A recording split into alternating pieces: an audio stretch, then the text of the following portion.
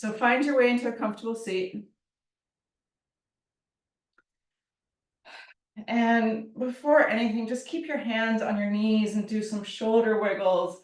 Let your ribs move around a little bit and do what is sometimes referred to as some Sufi circles. So you're just making a little bit of a bigger, more dramatic kind of circular movement with your upper body. Let your breath deepen. And then find your way into stillness. Bring your hands to heart center. Take a moment to dedicate your class to someone other than just yourself. It's such amazing math that we can dedicate our practice to someone else, that we can pray for somebody else, and we lose nothing. Quite the opposite. It actually can empower us as well.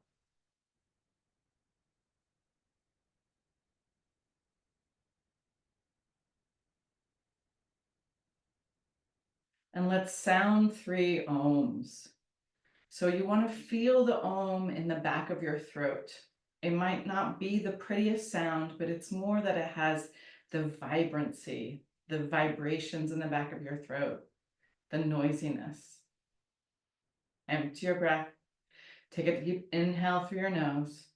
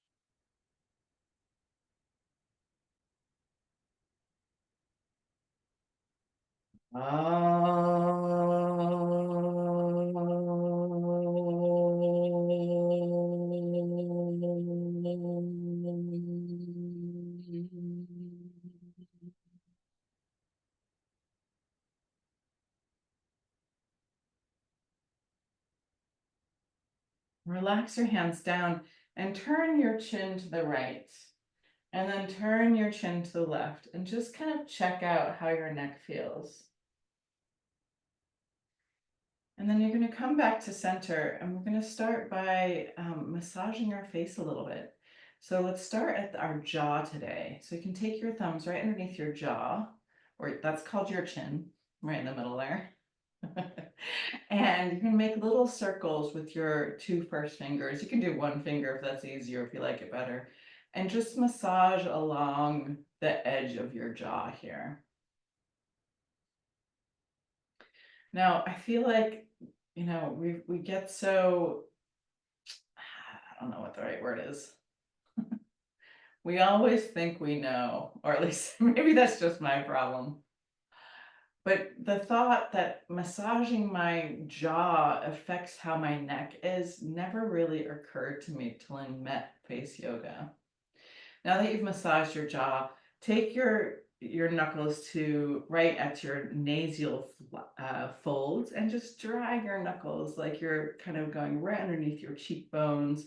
Maybe even take the first 2 knuckles and sandwich your cheekbones. And you drag to the sides and then a little bit up. And then take your fists and don't punch yourself, but like iron out your forehead.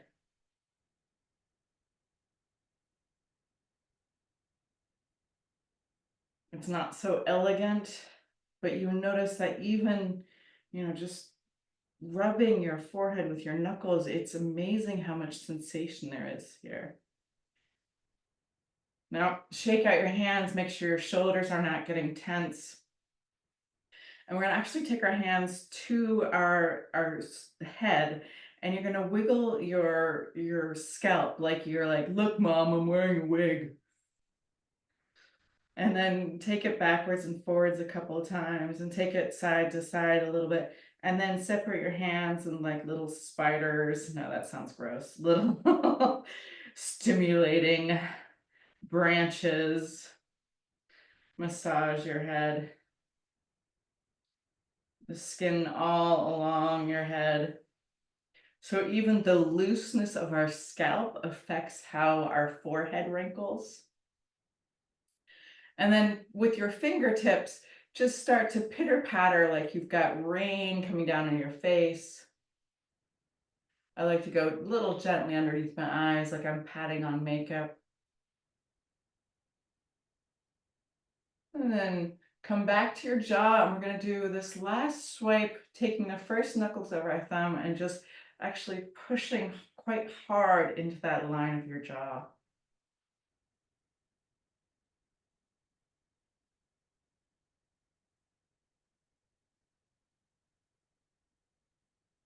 Let's do 2 swipes, 2 rounds on the jaw.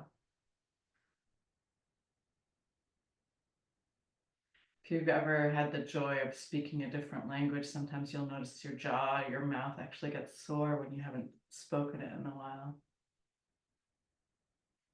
And then shake out your hands, let your arms shake, your shoulders relax, and just take a little moment and take your chin to your right. And then take your chin to your left. Did it feel a little better that time? Maybe, maybe not. For me, it did. Now you're going to drop your right ear to your right shoulder and take your right arm behind you. This is a very Halloween move. And this is what I like to think of as a gargoyle pose to start. So you're going to look up to the ceiling on your inhale, and on your exhale, you're going to stretch your tongue and reach it down to the floor. So go.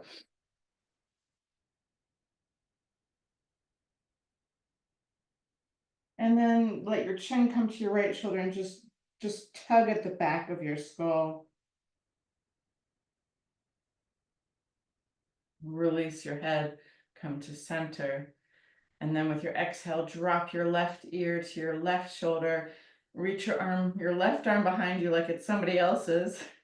And it's like you're doing this mini facelift. So you're taking your fingers and you're pulling next to your eye, you pull back and up, then take your gaze up to the ceiling, take a full inhale, and with your exhale, stretch your tongue to the floor.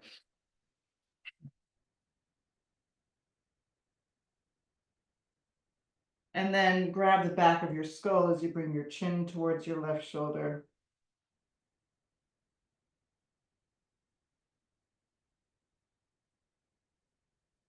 And then release. And let's spin around and come into Sphinx. So let your shoulders let your shoulders indicate where your elbows should be. Bringing your elbows, shoulders distance apart, stretching your fingers forward. And while you're in Sphinx, you're going to drop your lower jaw, cover your top teeth with your lips, and then look up about 45 degrees.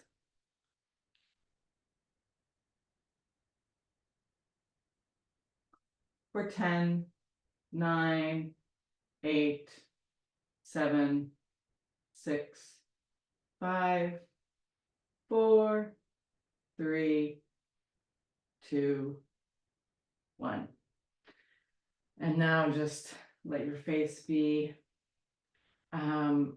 filled with your presence. So you don't want to be like slacked faced, like you're watching TV. You want to be in your face, present in your body. I am one of my dear friends he's telling me all along the way, but he's becoming more senile, or dementia is setting in. And it's really crazy to see how his face is changing because his presence is different.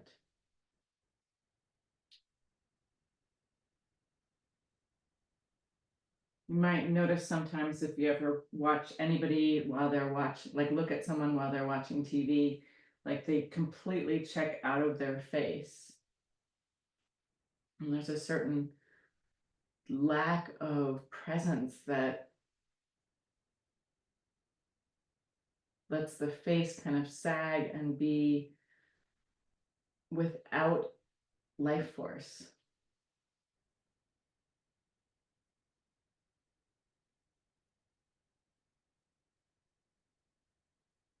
Feel how the breath feels in your body.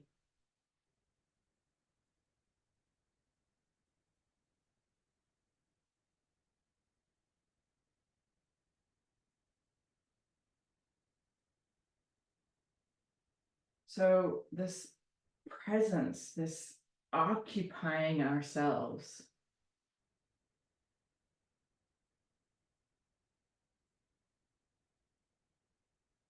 is our exquisite birthright, you know?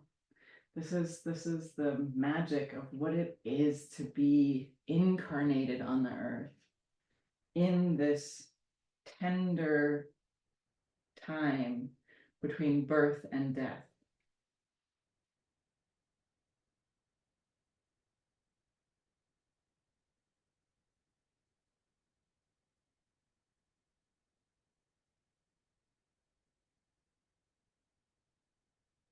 If you've ever had the joy of watching a baby become themselves, you know, when they're first born, like it's magic, you know, you have already this essence of who they are is in this beautiful new physical form. Both on one hand, so tender and fragile, and yet so robust and resilient as well. I always think like this seemingly paradox of that new fresh blade of grass, how it's so tender you can just trample it by mistake, you know, but still it's tenderness is what's able to pierce the crust of the earth. But with this new baby, one of the most delightful experiences is meeting a new baby, like a couple days old, or maybe you're so lucky that you get to catch them and stuff. But what's incredible is even when such a young being looks at you, you feel their presence. You feel that you connect with something holy in them. And then there's like my favorite part, my favorite age, like 8 weeks or so. I actually don't know what the official time is, but when the baby starts to smile, and of course, you know, you hear like, oh, they're not laughing, they're just farting. How many weeks is it usually? Um, but like,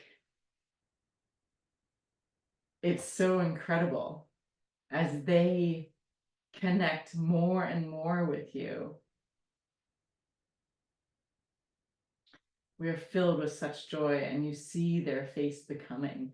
You see their being shaping more and more who they are from the inside out.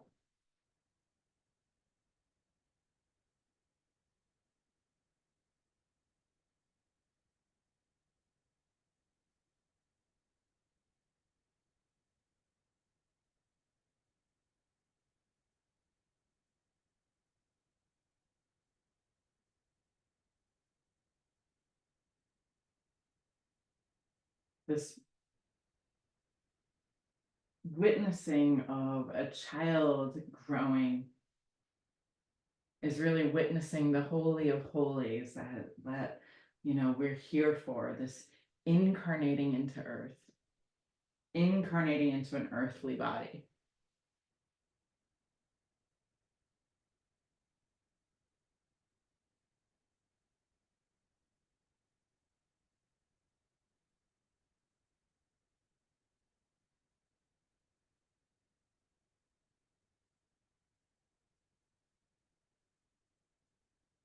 In the first 7 years through the anthroposophical system, It's very easy to understand when you observe a child that they're really working with this physical experience. First, learning to pick up their head, learning to lift their head and turn and move and walk and talk and all of the joys and explorations that come with having physical body. And then gently just let yourself down to the ground, bring your forehead onto your forearms and wiggle your hips side to side.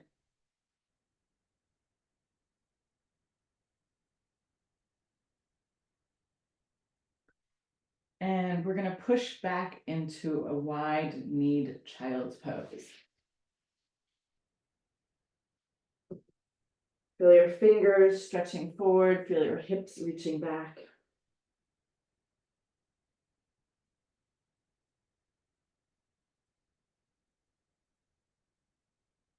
Now, when you witness a small child growing, you also witness them, falling as they learn how to walk, hitting their head, having bumps and scrapes and bruises.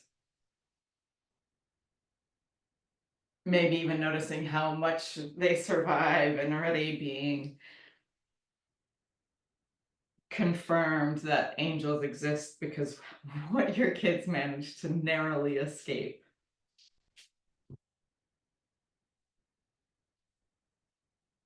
And then from the age around 7, just like our separate bodies aren't divided by this hard, fast line, so too these times are general. It's this idea. But then, the etheric body starts to really develop in the child. This body that is sensitive to light, to darkness, to warmth and cold, even sensitive to music. This body we share with plants.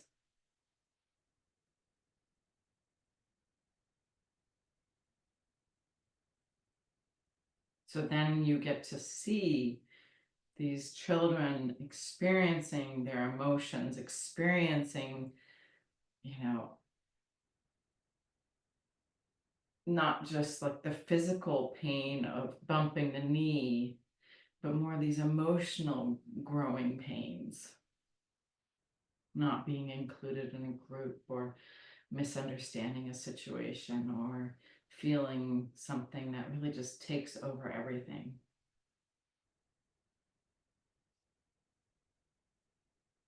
Now, keeping your knees wide-ish, like they are, walk your hands to the right, so you're stretching more your left side body.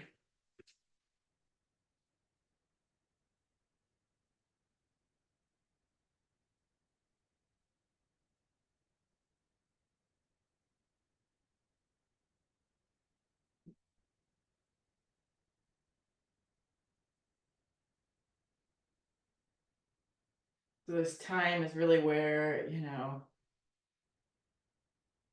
the growing happens in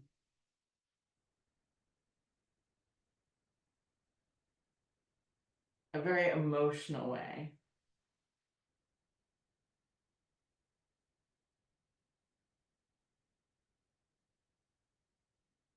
And not the kind of emotional that comes with an existential crisis, more the kind of emotion that really moves through us more quickly.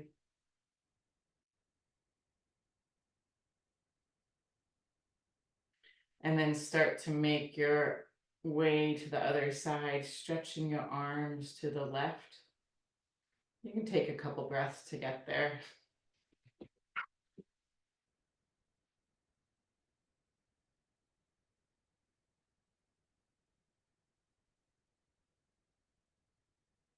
Take a full inhale, and with your exhale, just sigh it out.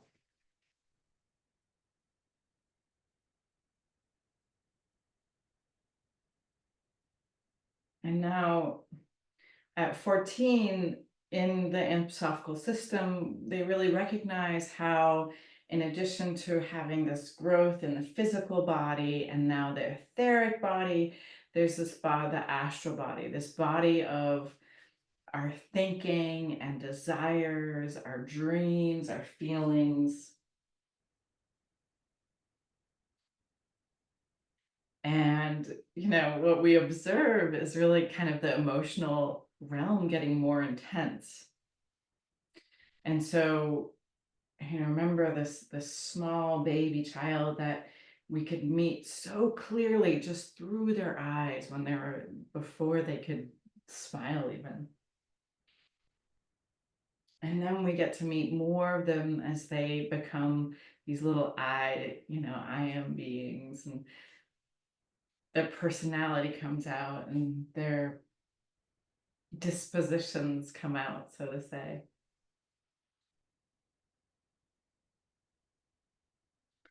And from 14 to 21 is this development of really receiving the astral body. And this body is where we have a lot of activity,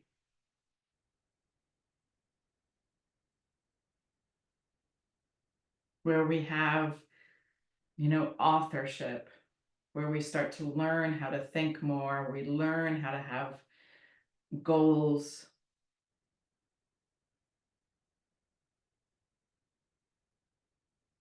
And we observe in the teenager a lot of drama. And then start to walk your hands back to center. And slide your knees closer together.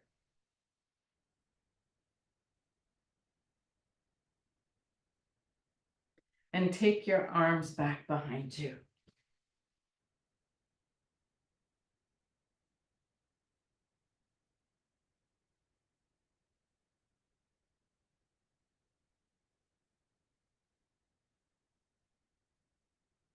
And then inhale and roll up. And we're gonna do saddle pose. So technically it's a little bit more gentle of a back bend, but what it really does is it opens up your thigh muscles. So sitting on your heels, if that's available to you, or sitting in between your heels, come back onto your elbows, let your head drop back. This is maybe where you hang out, or maybe you can come all the way down to the ground already. Let your shoulders come to the floor. You can take your hands either to your hips or next to your body or over your head, whichever one you prefer.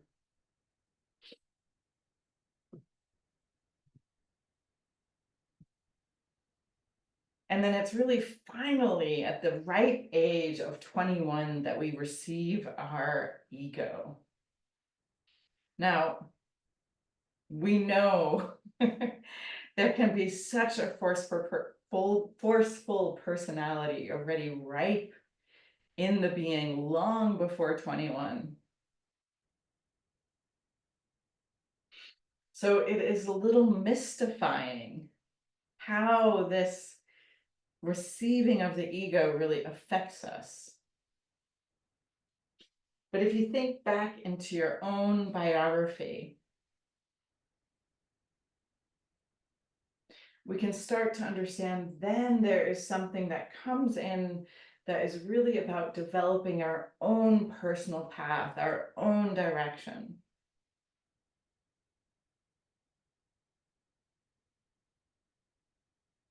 Where it's really our task from 21 to 28 to search for what is our path in the world. What is our gift to give the world? What kind of themes we want to be engaged in?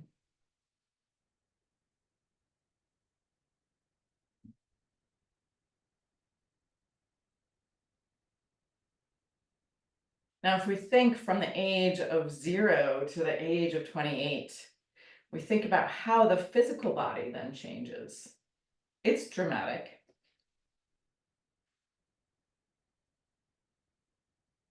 Though, to be fair, from 28 to the next 28 years also is a little dramatic. To 50, is that, what was it, 56?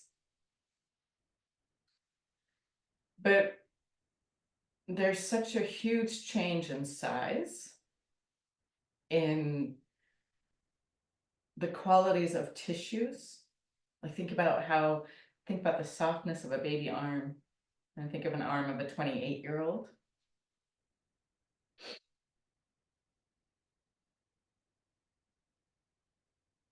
Think about how the face changes, how this body, this physical body, has really been shaped by the being who's been living inside of it.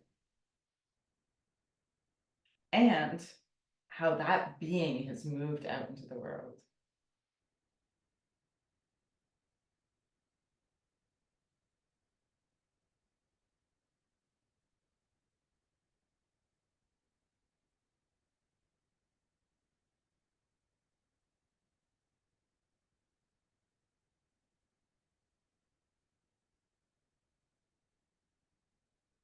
So there we have the culmination where the human being at 28 has fully developed these 4 distinct bodies, from the physical to the spiritual.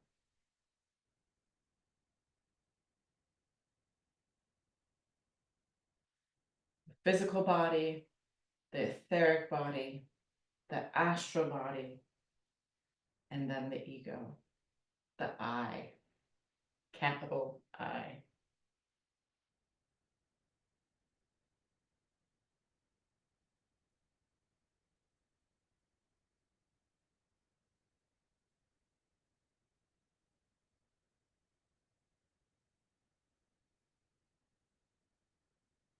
So what's next? Well, there is this mission of how we allow our I to work its way back into our body, all the way down into our body.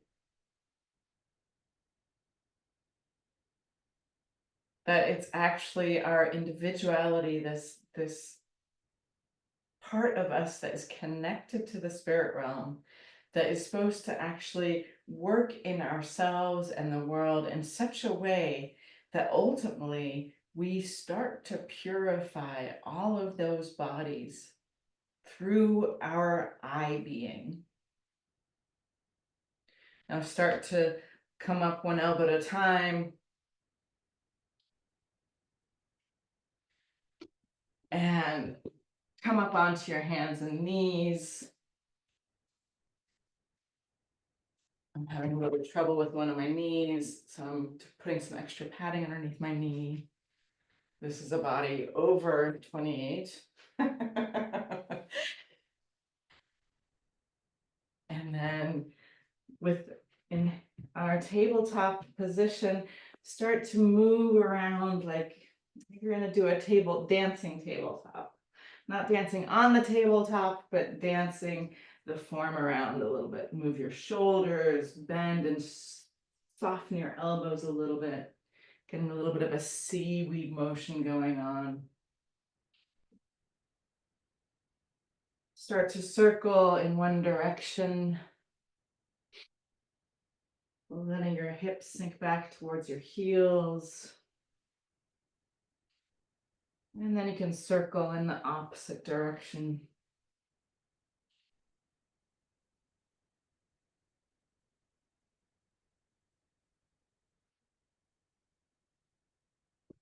Now turn your fingers back towards your knees and make some softer circles, exploring the range of your wrists. Maybe circles are too boring for you. You need to do some lemniscapes. And then turn your hands the other way. So your fingers will point back towards your knees, but you turn them in the other direction. So your palms are still on the ground.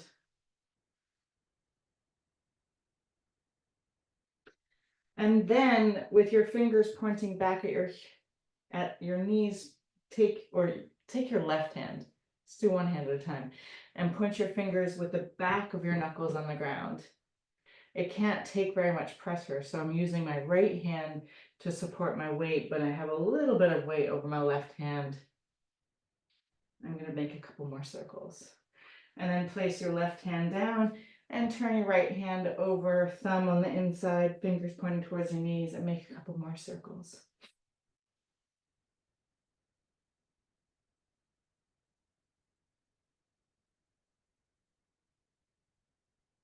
And then bring yourself to all fours. Stretch your right leg back, and then stretch your left leg back. Oh, perfect timing. Just in time to hold plank, Lael. Okay, no rush. I mean, I'm just holding it, y'all. We'll start count once we're all there. Feel your heels pushing back, feel your abdominals lifting up. Now puff up in between your shoulder blades. So you're not sinking your heart down, you're actually pushing your shoulders up towards the sky.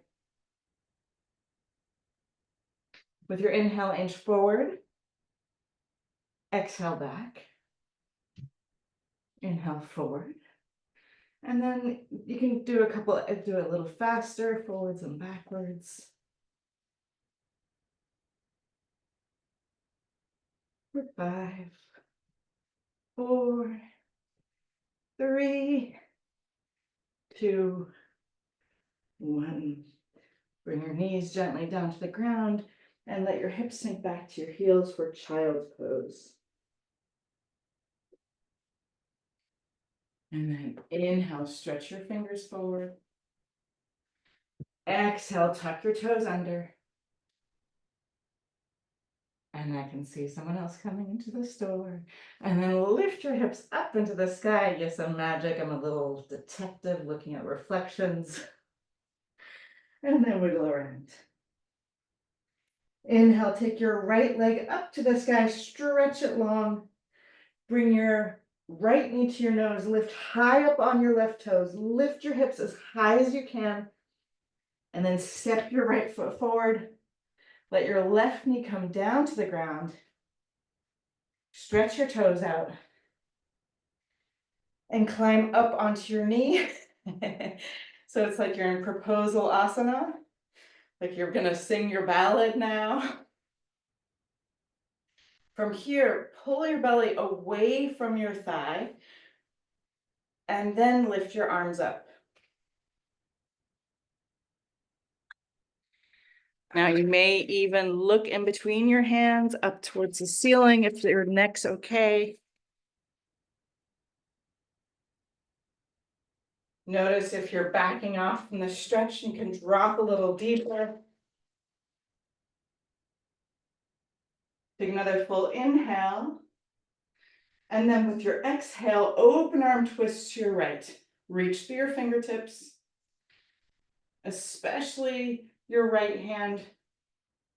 Feel how that helps you open your heart more. Take another full inhale. Exhale, twist deeper. Then with your next inhale, you're going to reach your right arm to your left thigh. Lift up your left arm.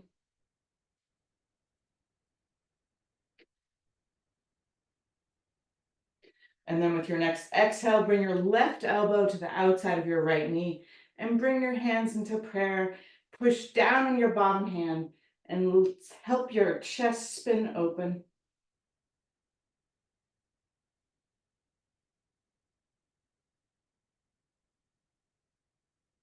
And then release back to center. Lift both your arms up.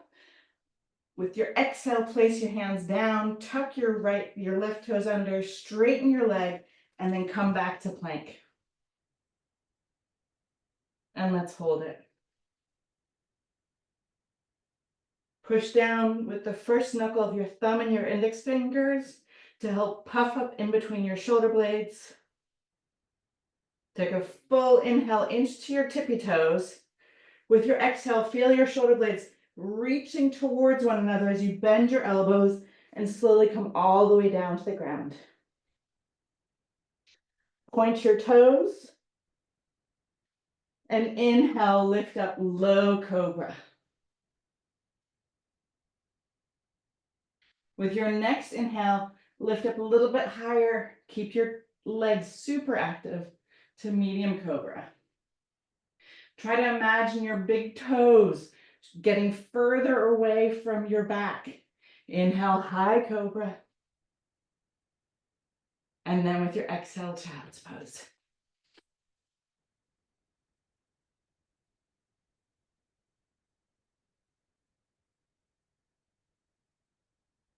Inhale, stretch your fingers forward. Exhale, tuck your toes under. Lift back up, downward facing dog. Inhale, stretch your left leg up to the sky. With your exhale, bring your knee to your nose. Lift high up onto your right toe. Try to lift your butt in the air more. And then step your left foot all the way forward. Bring your right knee down to the ground. First, lift up so your hands are on your left knee. Pull your lower belly away from your thigh. And then lift your arms up. Feel free to look up in between your hands. So whether you want to work with spirit or drive in a Ferrari, both of them we need a strong core for, especially a strong solar plexus. Take another full inhale. And with your exhale, open arm twist to your left. So reach through your fingertips. Especially with your left arm, pull back a little bit. Feel how the reach of your arms, the activation of your limbs creates more space for your heart. With your next inhale, you're going to lift up your right arm and reach back with your left arm.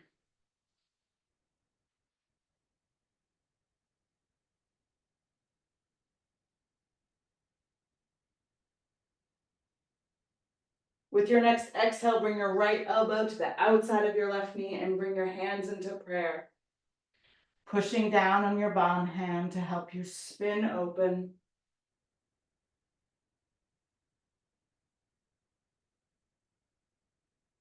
And then inhale, lift both your arms up, look up to the heavens.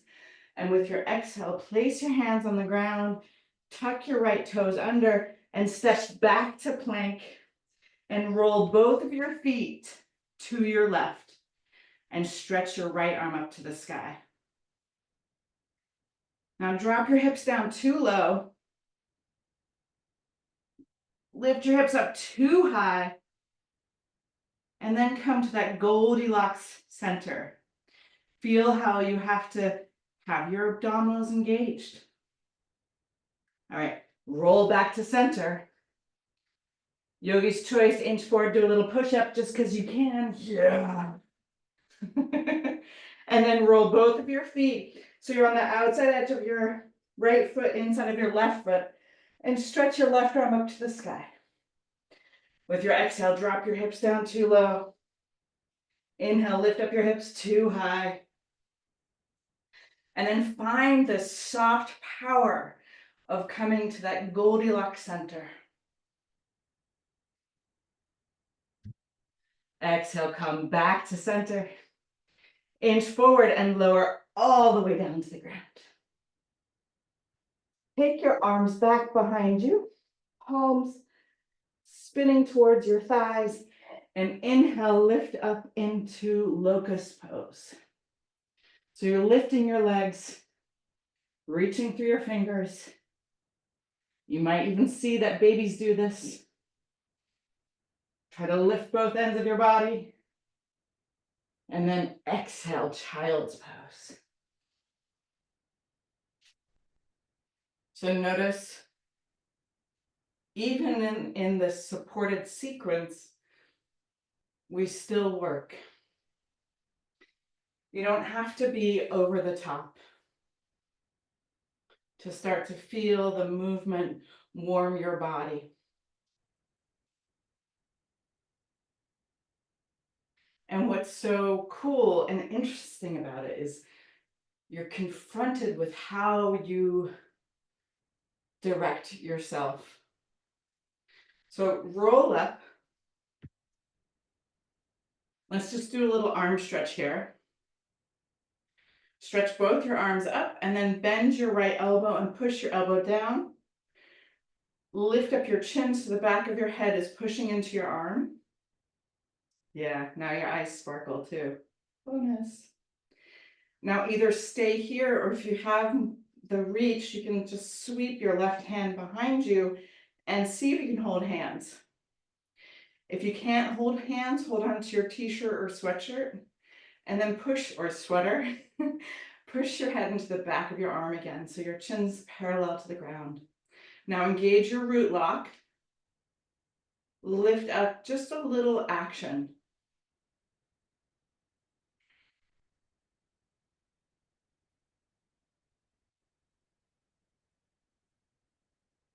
And then release. Swing both your arms up to the sky, and with your exhale, bend your left elbow. Push your head lovingly back towards your elbow. And then reach your hand around and hold hands with yourself, if it's there for you.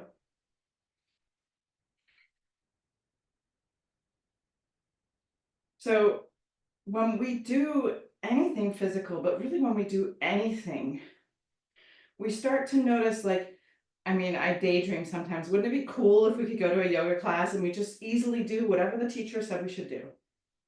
No fight, no fuss. Like, you could just give away your, like, sovereignty so they could command it. But no, you have to actually take in my words. You have to be present and agree with me to do it, to find the action in your own body. And then release. Shake out your hands. And with your inhale, stretch your arms up. And with your exhale, you're going to twist to your right. I went to my left. You can go either side. Inhale, get tall. Exhale, get more twisted.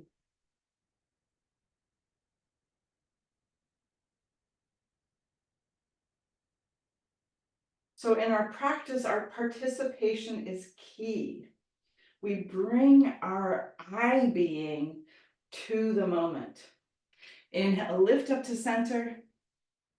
And then with your exhale, go whichever direction you haven't gone yet and twist, letting your hand be on the outside of the opposite knee. Inhale, feel your heart lift. Exhale, twist a little deeper. Engage your root lock, lifting up. So there's this action, this slight tension.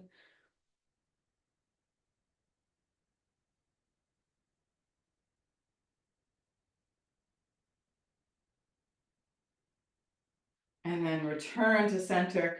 Stretch your arms up, hook your thumbs, and do a baby back bend here. So we're really like concentrating on the upper back.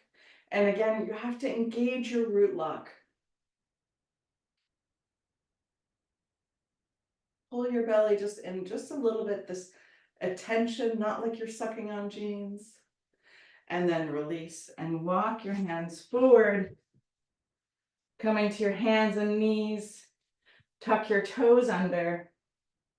Take a full inhale and then walk your hands to your feet and sit down, or you can jump your feet through.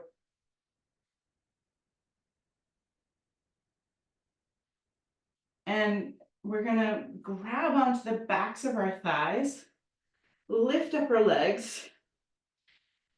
And what I find here is I need to re-engage my attention of my abdominals and open my heart. So they kind of go together. Yes, beautiful. Now, if you feel strong, you can just stretch your arms out.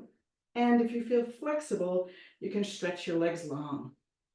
But you want to keep your presence. You want to keep your action, your chest lifting up, keeping your presence in your face, your eyes sparkling, reaching through your fingertips. And then cross your ankles. Place your hands probably in between your heels and your hips, maybe closer to your hips, and then lift up your butt for a moment. Oh, and then come back to Navasana. Reach through your fingertips to get all of your arm muscles engaged. Action your feet, action your heart, and then cross your ankles. Push the ground away, lift up your hips. En gång till, noch einmal. Una más. Navasana. Pull your belly in. Let your feet be in action, let your heart be in action, and then cross your ankles and either push your hands flat or on your fingertips, lift up. And then release your feet down and hug your knees. Drop your head.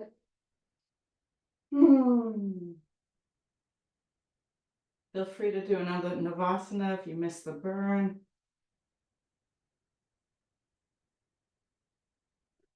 And then release your left leg and bring your right heel towards your groin.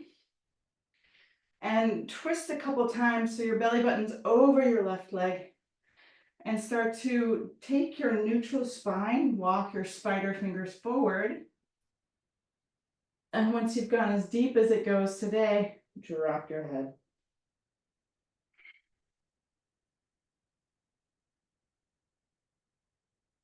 So keeping the action in your left leg, your foot is flexed. This isn't yin, this is a yang stretch. We're still fiery, we're still a little hot. And then walk your hands back towards you. And we're going to do something a little unusual here. We're going to take a variation of Janusharasana on this side first before we do the other side. So today I'm going to do, I'll give you an option, but I want to do this version where I come up onto my toes and I pull my toes towards my groin and then I place my knee back onto the ground. So my heel is actually pointing up, and it might even be touching like just right around the line of my Uddiyana Bandha. So it's a kind of intense toe posture. So sometimes you have to help your baby toe get underneath there. But if here, I'll rotate so you can see. There, now you can see. It's like stilettos, like, you know, we don't associate stilettos with yoga. And then take your hands towards your left foot and first come in there with action. So you have like your chest is open, your spine is neutral, and then soften and round your spine as you keep action in your left leg. Your heel is actively pushing into your abdominals. Your thighs are about 90 degrees. Yes, I was going to say, you can take a variation if you want. You can do B instead of this C, where you just sit on your heel. So your heel is like underneath your anus. I hope the shop is empty, Lael. I said dirty words.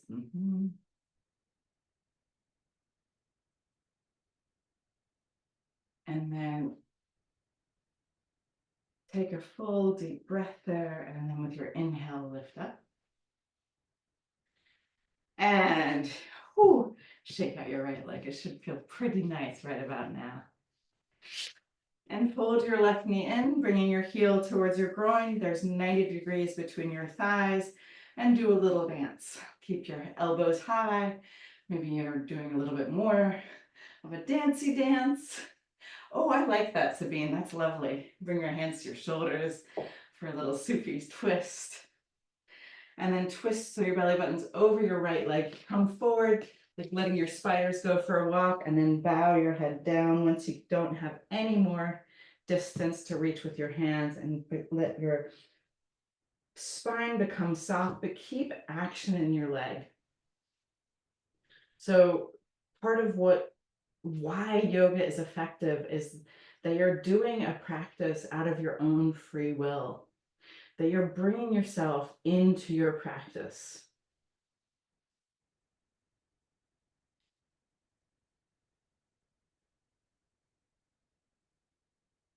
not only that you're moving your body and you're out of your own will, I find a large part of what we're working on today is how to even practice having a good attitude while we're working out.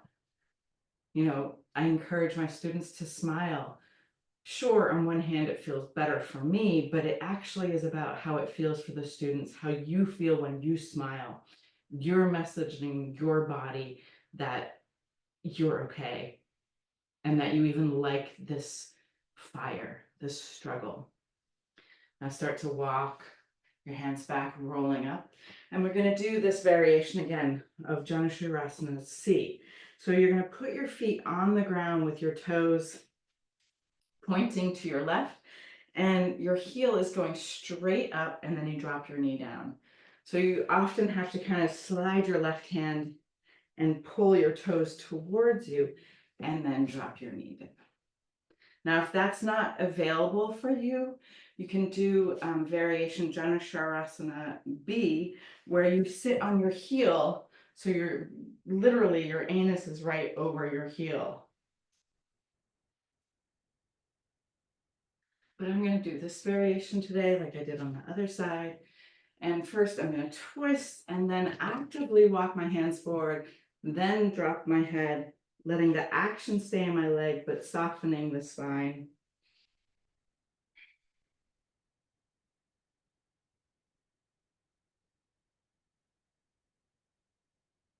So I don't know about you, but when I often I find myself like, kind of like, "Oh, I don't really want to practice. Oh, I don't really want to do, you know, I have a naturally kind of lazy disposition. But when I find I can really focus my discipline, so I go onto the mat and I start to move and I start to challenge myself, it becomes easier, it becomes better. And this is such a wonderful example of how bringing ourselves into something and making ourselves like present while we're doing something actually changes the way we feel, changes the way I think even like how our etheric is, like how warm we are, how generous we can be. Can we be more open after a practice than before? Now start to roll up and slide so you're back facing the front of your yoga mat, and bend your left knee. We're going to do a seated spinal twist today. So I'm bringing my left heel to my right buttocks, my right foot's on the ground. Stretch up with my left arm, and with the exhale, spin to your right. Now you might find hugging your knee towards your chest is helpful, or maybe you can bring your elbow to the outside. You might even be able to do like the half bind where you slide your fingers underneath your shin. Inhale, get tall, exhale, twist. With whatever variation you're at. Notice by pushing down to the ball of your big right toe, it helps your knee go straight up to the ceiling, which helps us deepen our twist. And then with the exhale, twist back to center. Now for you at home, if you want to play with this a little bit, you can put your head onto the ground, lift up your legs, and switch from headstand.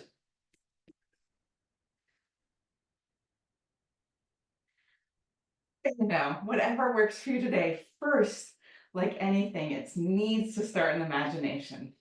So find your way to the other side, right heel at your left buttocks, left foot pushing down. Yes, I know I did the twist backwards in the way I usually do, but here we are. Inhale, stretch your right arm up. You can push your left hand to the yoga mat. Maybe you feel a little bit like this eurythmy eye.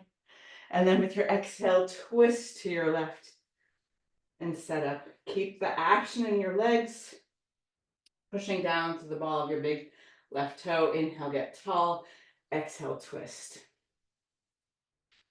So you might hug your left knee towards you, or maybe your elbows on the outside, or doing the half bind.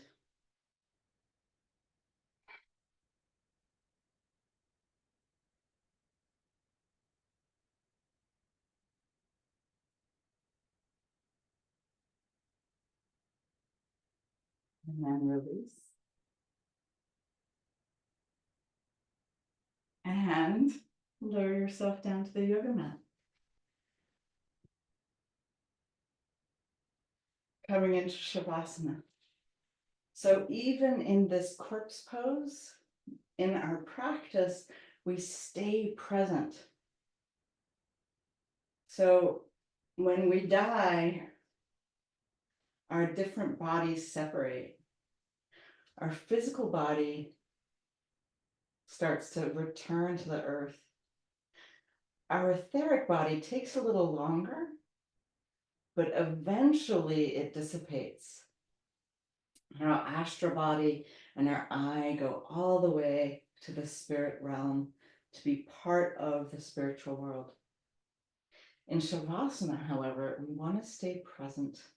So we want to let our body be completely relaxed so we can witness this state.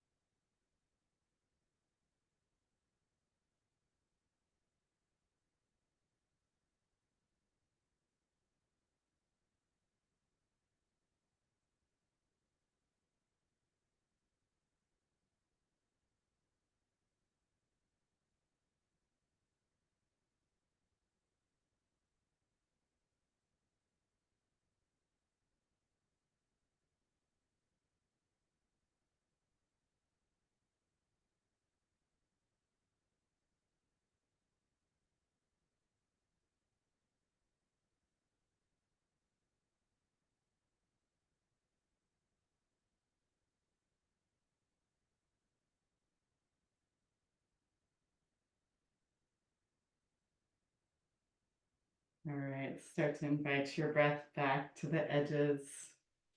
Wiggle your fingers and your toes. Your inhale, stretch your arms over your head. With your exhale, roll onto your side, hugging your knees in.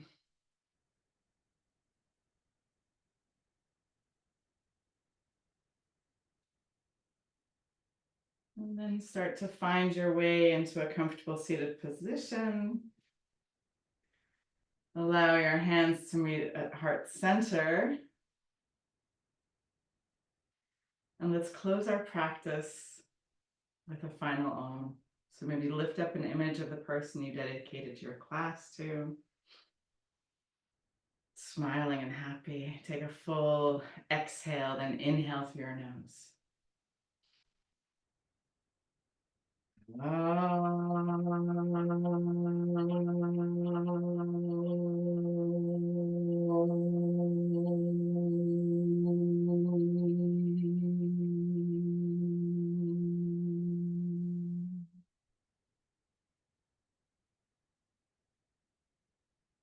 prayer hands to your third eye. Invite the divine light.